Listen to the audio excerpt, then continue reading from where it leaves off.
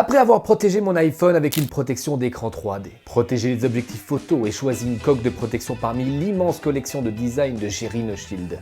Et je vous rappelle que vous avez moins 5% avec le code Mister Perrier. Je suis donc bien protégé et avec l'iPhone dans les mains depuis plusieurs semaines pour répondre à la grande question. L'iPhone 13 Pro est-il un pro en photo vidéo? On va pas tortiller du cul pour chier droit. Alors que l'iPhone 12 se classe toujours parmi les premiers de la classe au niveau des photophones, Apple n'a tout de même pas dit son dernier mot en améliorant son nouveau joujou. La pomme a décidé de faire un changement majeur au niveau hardware cette année. Les capteurs sont plus grands. Le téléobjectif dispose d'un zoom x3 et l'ultra grand angle est désormais utilisé pour capturer des photos macro. Ce zoom x3 et ce macro, je les ai adorés car ils donnent encore plus de possibilités créatives. Je me suis vraiment éclaté avec. Dans de bonnes conditions lumineuses, les différences avec l'iPhone 12 Pro ne sautent vraiment pas aux yeux. En tout cas avec le capteur principal et le téléobjectif. En revanche, l'ultra grand angle franchit un nouveau cap. Le piqué est bien meilleur et la plage dynamique est excellente. Sans aucun doute l'un des meilleurs à l'heure actuelle. Mais l'iPhone 13 Pro est surtout devenu meilleur en basse lumière, grâce à l'intégration, comme je vous l'ai dit, de capteurs plus grands. Le capteur principal peut récolter jusqu'à 49% de lumière en plus, et le capteur associé à l'ultra grand angle à 92 ou 92% pour les Suisses. Donc une belle différence avec l'iPhone 12 Pro. Et je me suis même amusé à photographier les étoiles, car l'exposition de l'iPhone 13 en mode nuit peut aller jusqu'à 10 secondes si le téléphone est manipulé à la main, et jusqu'à 30 secondes s'il est monté sur un trépied. C'est exactement ce que j'ai utilisé, 30 secondes avec le trépied. Associé à ça qu'on peut shooter en Apple Pro RAW, donc ce qui veut dire que vous pouvez shooter en RAW, et on peut donc après faire des retouches a posteriori, et le rendu est vraiment bluffant. Donc des améliorations sympathiques mais non plus pas indispensables, on est content de les avoir, mais on sait qu'Apple en garde toujours un petit peu sous le pied pour les années suivantes. Donc mon conseil, si vous avez déjà l'iPhone 12 Pro, eh bien il n'est pas forcément temps de changer. Alors Apple a beaucoup communiqué sur la partie vidéo et c'est vrai qu'ils sont bons dans le domaine. Les pubs sont même centrées sur cette partie vidéo et nous disent qu'on va pouvoir filmer comme à Hollywood. Et en parlant de Hollywood, pour tester à fond cette partie vidéo, j'ai fait appel à la très talentueuse chaîne La Petite Marche de la Gloire. Ah non, ça c'est la version québécoise. La chaîne Little Walk of Fame. Ces deux cocos, ils tournent toutes leurs vidéos à l'iPhone, ils montent à l'iPhone, ils truquent à l'iPhone, ils font tout à l'iPhone. Tout ça sans budget, mais avec quelque chose qui fait la différence, la créativité et plein d'astuces. Ils étaient donc pour moi les meilleurs à pouvoir parler de la partie vidéo. Partons maintenant au pays de la baguette et du camembert. Ben, c'est à toi.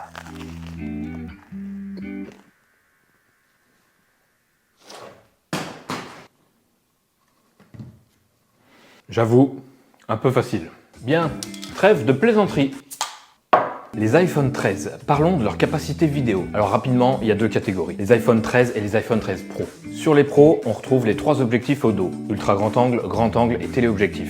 Et évidemment, de l'autre côté, l'objectif selfie de façade. A noter que cette année, les téléobjectifs passent de x2, x2,5 pour les anciens iPhone 12 Pro Max, à x3. J'y vois un gros intérêt pour le portrait et pour avoir un joli bokeh naturel. Pour les iPhone 13 pas Pro, c'est exactement pareil, sans le téléobjectif, sans le mode macro, qu'on va voir plus tard, sans la possibilité de filmer en ProRes, qu'on va voir plus tard, sans le scanner LiDAR, qu'on va pas voir plus tard parce que là on sort du cadre de la vidéo. Et il faut savoir aussi que sur les iPhone 13 pas Pro, les objectifs sont légèrement moins lumineux, ils ont une ouverture un petit peu moindre.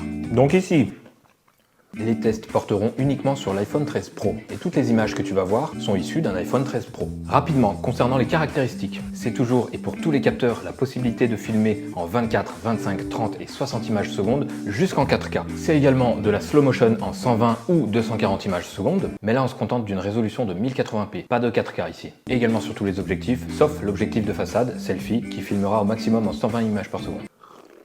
Cette année, les capteurs sont plus gros. Résultat, plus de lumière dans le capteur. Résultat, meilleure capacité en basse luminosité. Bon, rentrons dans le vif du sujet. Testons cet iPhone. Alors, avec un bel éclairage de journée, c'est toujours beau et peu importe le capteur. Les différences sont pas si flagrantes qu'avec les modèles iPhone 11 Pro ou iPhone 12 Pro. On ressent quand même que l'objectif principal est doté d'un plus grand capteur, car on a un très joli bokeh naturel que je trouve un petit peu plus prononcé qu'avant. Et le téléobjectif qui passe de x2 à x3, hyper agréable pour du portrait, avec là aussi un très joli petit bokeh naturel. Mais moi je veux pousser les capteurs dans le retranchement, je veux les mettre en PLS. C'est-à-dire quand ça bouge fort pour tester la stabilisation, quand il y a peu de lumière pour tester la capacité en basse luminosité, ou par exemple à contre-jour pour tester l'évolution de la plage dynamique. Commençons par parler de l'autofocus. Alors l'objectif de façade, il n'est pas doté de mise au point. En gros, il est conçu pour avoir une zone de netteté à une distance qui permet le cadrage selfie, point barre. Tu seras toujours net en cadrant en selfie, mais tu pourras pas faire de gros plans avec l'objectif de façade. En gros voilà, pas de focus, pas de mise au point sur l'objectif de façade. On passe à la suite. Le téléobjectif x3 nécessite beaucoup plus de recul. Ça change vraiment du x2 qu'on connaissait avant. Moi j'aime beaucoup, surtout pour le portrait, mais je te l'ai déjà dit. L'autofocus est ici très bon et très réactif, impressionnant.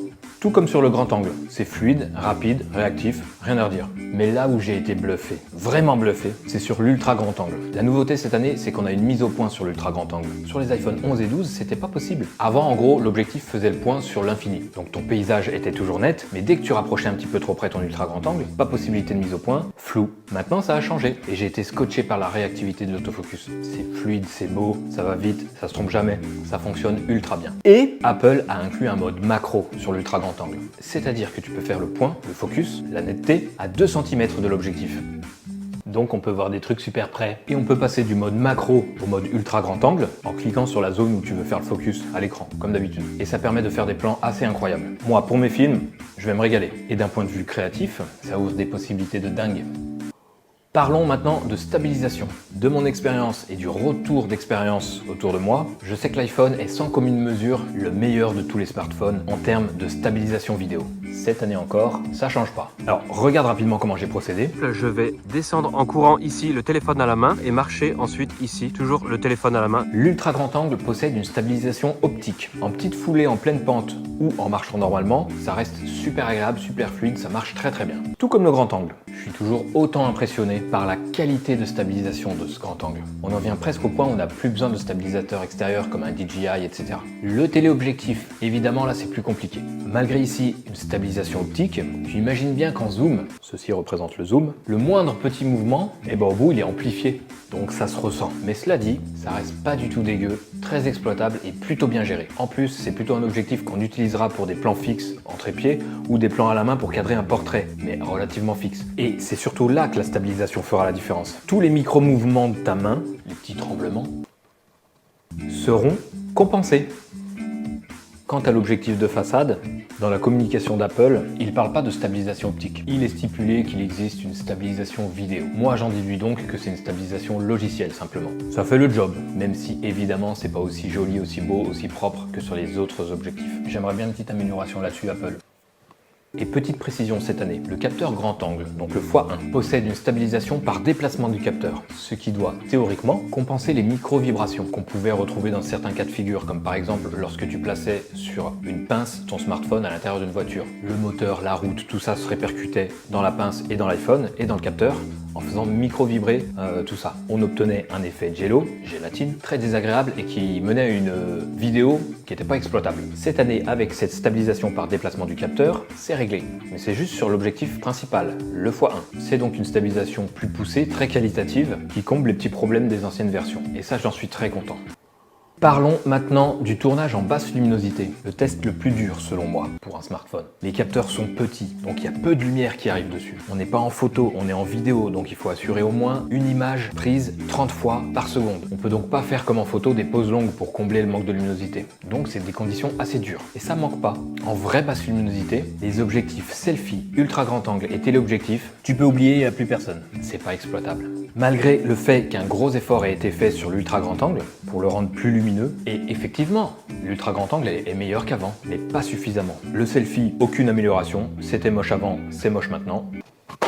Et le téléobjectif, sachez-le, il perd en luminosité théorique par rapport à l'iPhone 12. C'est la contrepartie de passer d'un x2 à un x3. C'est lié à l'architecture optique. Très vulgairement, c'est vulgaire. Pour zoomer, il faut des lentilles qui font perdre en luminosité. Par contre, vu que les capteurs sont plus grands, il y a plus de lumière qui rentre sur le capteur, donc on compense et on a quand même un téléobjectif qui n'est pas pire que les années précédentes. Mais il reste, je trouve, inexploitable en vraie basse luminosité. Par contre, le grand angle, donc le x1, s'en sort pas mal. Là, on est presque bon. J'irais même jusqu'à dire qu'en comparant avec les générations précédentes d'iPhone, là on y est. Là on y est. on a enfin des vidéos exploitables en basse luminosité. Mais en raisonnant comme un pro, car on est quand même sur un iPhone Pro, il manque encore un petit quelque chose pour être vraiment exploitable et diffusable. On perd un petit peu de détails, le bruit est pas trop présent et plutôt bien géré, c'est assez convaincant, mais dès qu'on regarde d'un petit peu plus près, ça reste quand même tout juste. Parlons plage dynamique. Alors en 2 mots, la plage dynamique, c'est la capacité d'un capteur à voir dans les hautes et les basses lumières, donc dans les blancs et dans les noirs. Et sur des tout petits capteurs de smartphone, c'est souvent très moyen face à des grosses caméras, évidemment. Et c'est à cause d'une plage dynamique faible que souvent quand tu filmes ou prends une photo en intérieur, à contre-jour, tu vas avoir ta fenêtre derrière complètement cramée pour avoir un sujet bien exposé, ou à l'inverse, un sujet complètement bouché, donc une silhouette noire, pour avoir ta fenêtre bien exposée. Alors on peut considérer ça comme un défaut, mais on peut aussi en faire une force. Si on a une direction artistique qui utilise ce problème à bon escient, par exemple avec un rendu de silhouette assumé. Et c'est tout le principe de ma chaîne, réussir à faire des vidéos super cool avec un minimum de matériel. Un iPhone, du tournage au montage. On peut pas faire plus minimum, hein, dans le but de trouver des astuces et des nouveaux chemins de création. Enfin, on s'égare. Abonne-toi. Recentrons-nous sur le sujet. Sans surprise, c'est l'objectif principal qui s'en sort le mieux, ce petit jeu. Il possède une plage dynamique assez convaincante. Pour avoir un bon équilibre entre la partie sous-exposée et surexposée, on s'en sort pas trop mal. L'ultra grand angle juste derrière, ma foi, se débrouille très bien. Le téléobjectif est quant à lui aussi plutôt bon. Évidemment, on peut améliorer tout ça. Par contre, l'objectif selfie de façade, c'est vraiment très moyen, voire un peu moche. Grosse marge d'amélioration ici Apple. Cette année, un nouveau mode apparaît, le mode cinématique, disponible sur les objectifs selfie, grand angle, téléobjectif. Le mode cinématique est limité à du 1080p en 30 images secondes, pas de 60 images secondes et pas de 4K ici. Cette limitation est due au fait que le flou est généré artificiellement. Il est simulé. Et pour calculer tout ça en temps réel, ça demande une puissance conséquente pour le processeur. Concernant l'efficacité de ce mode, selon moi, ça restera des petites vidéos pour une diffusion sur réseaux sociaux et une consultation sur petits écrans. Smartphone, maximum tablette, pas au-delà. Parce que les détourages sont pas super convaincants pour l'instant. On a souvent des problèmes de reconnaissance des profondeurs, ce qui crée des images d'une qualité assez aléatoire, plutôt décevante. Il y a plein de cas de figure où l'algorithme, qui doit du coup repérer les profondeurs, les niveaux de plan, il comprend rien. Rien. Zéro. Par exemple, dans des mouvements très rapides, à travers des matières transparentes, les cheveux, les petits espaces,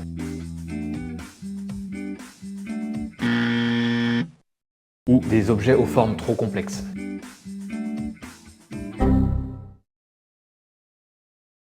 Mais si on tient compte de tous ces défauts et qu'on filme un truc sans tomber dans ses pièges et en conditions optimales, ce qu'a fait Apple lors de sa présentation également, on peut faire des trucs à peu près sympas qui passent.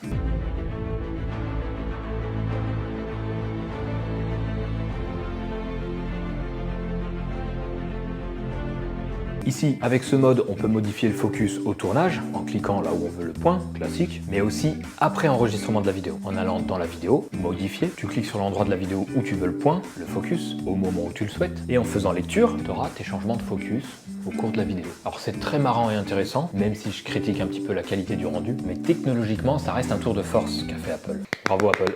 Le résultat doit être encore amélioré, beaucoup amélioré, pour pouvoir envisager une utilisation pro de ce mode. Pour l'instant, ça restera du divertissement et des vidéos pour les réseaux sociaux. Mais ça annonce quelque chose de très joli pour l'avenir, je pense. Passons au format d'enregistrement, parce qu'il y a du nouveau cette année.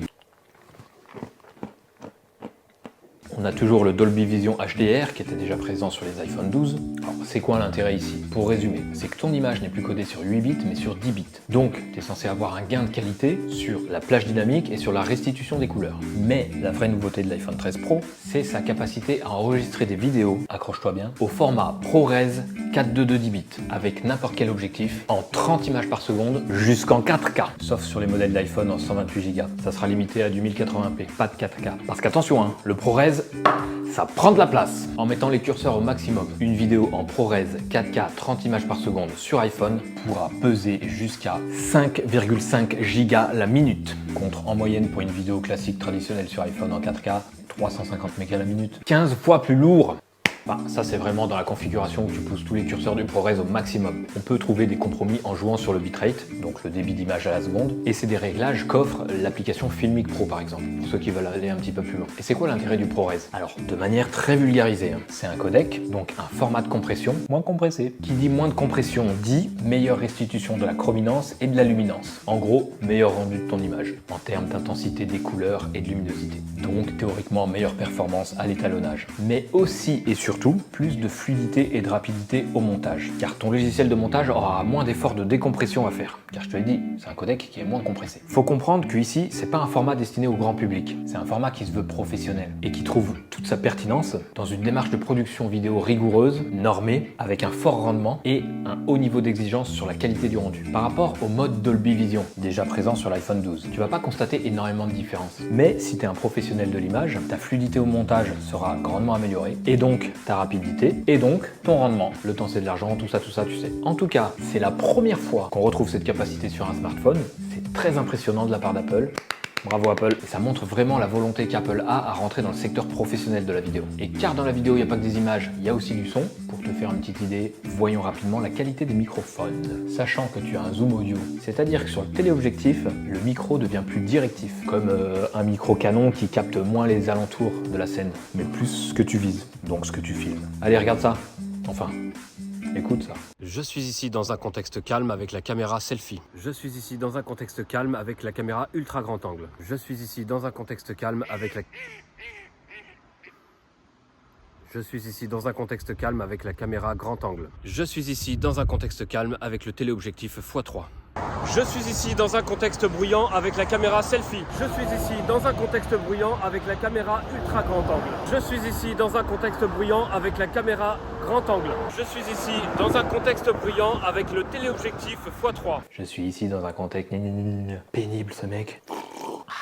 Alors, dans des conditions parfaites, les micros de l'iPhone, les micros de l'iPhone sont plutôt bons, voire presque très bons. Mais comme on n'est jamais en situation parfaite, vent, bruit ambiant, réverbération, écho, je te conseille quand même d'utiliser des micros externes si tu souhaites tourner de manière un petit peu plus avancée avec un smartphone. Bien, pour conclure, l'iPhone 13 Pro dispose toujours d'une très grande homogénéité des couleurs et du rendu entre tous les capteurs, ainsi qu'une très bonne animation du passage de l'un à l'autre, ce qui donne l'impression d'avoir une caméra unique avec laquelle tu zoomes et dézoomes. D'un point de vue expérience utilisateur, je crois que c'est ce qui se fait de mieux. C'est vraiment super agréable et c'est un vrai plaisir de shooter avec l'iPhone. On peut tout de même parler des points d'amélioration, hein, parce qu'il y en a. Ça me rend malheureux d'ailleurs.